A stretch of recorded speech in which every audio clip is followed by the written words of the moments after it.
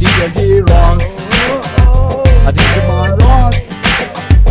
TNT rocks. ഒന്ന് വേഗം നോക്കടി, അദ്ദേഹം ഇപ്പൊ വരും. ധൃതി പിടിക്കാതെ ഈ ചിക്കൻ ഒന്ന് വെന്തോട്ടെ. ഇടി പായസം റെഡിയായില്ലേ? അതെപ്പോഴേ റെഡി. അച്ഛാ, ഏത് VIP വരുന്നത്?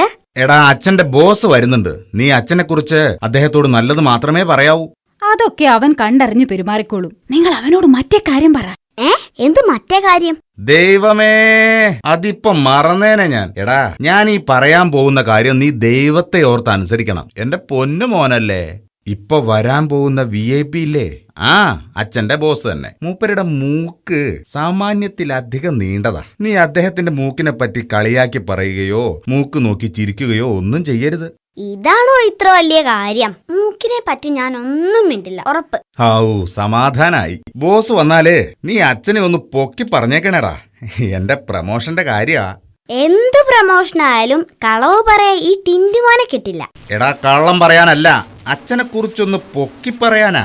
അച്ഛന് ജോലിയോട് ഭയങ്കര ആത്മാർത്ഥതയാണ്, മോൻ അച്ഛനെ വലിയ കാര്യമാണ് എന്നൊക്കെ. ഈ നുണയൊക്കെ ഞാൻ വിളിച്ചു പറയണോ?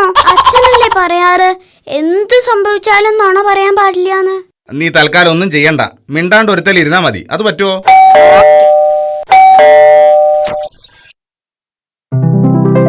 Hello sir, welcome welcome. Thank you thank you.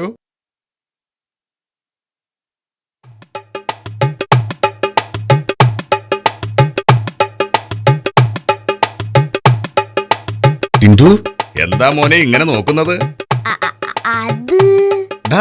Tintu, എടാ നോക്കരുത്. അച്ഛൻ പേടിക്കണ്ട, ഞാൻ ഈ മൂക്ക് ചുമ്മാ നോക്കുന്നേ ഉള്ളൂ.